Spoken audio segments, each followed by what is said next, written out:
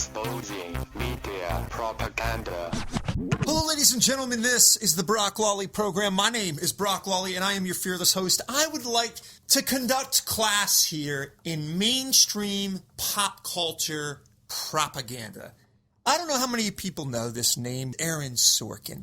Now, Aaron-Sorkin, in my opinion, pound for pound, is the best American television writer in our generation. He's clever, he's brilliant, and he's very skilled in the art of the straw man. And the left has wielded his talent like Excalibur. Essentially what Aaron does, and I have glutton for punishment to every single one of the West Wing episodes that Aaron has written. And what Aaron does is he sets up a cardboard cutout conservative, and then he continues to smash it down with his left-wing verbal cleverness.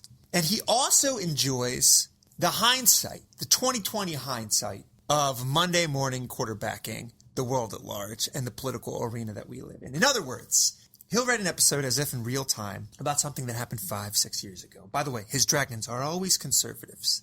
And he'll construct the wisest, most brilliant leftist talking points he can possibly type on his laptop. Yet, they bear no resemblance whatsoever to what the leftists actually offered the American people by way of solutions or legislated at the time. Most of the time, by the way, leftists were in power. Aaron also forgets to always admit that very important little doozy.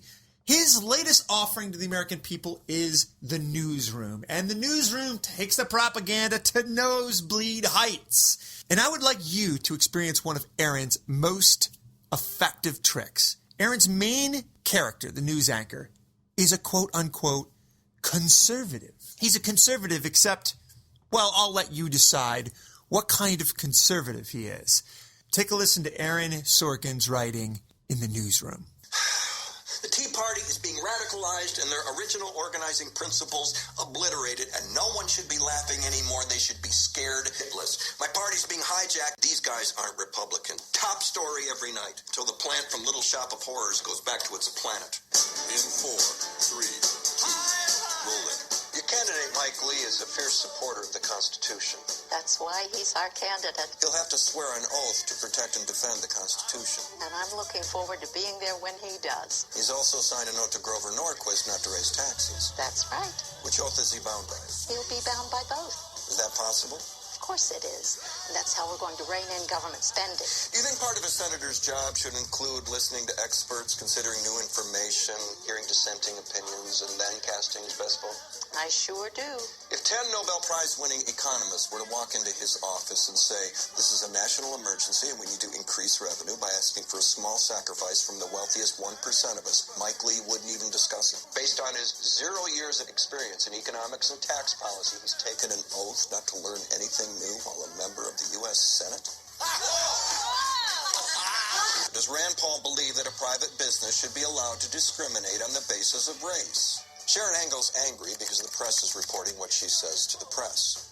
You know, our founding fathers, they put that Second Amendment in there for a good reason, and that was for the people to protect themselves against a tyrannical government. I hope that's not where we're going, but you know, if this Congress keeps going the way it is, people are really looking towards those Second Amendment remedies. Syntax problems notwithstanding, that was a Republican nominee for the U.S. Senate saying she hasn't ruled out a violent overthrow of her government. I'm Will McAvoy. Good night.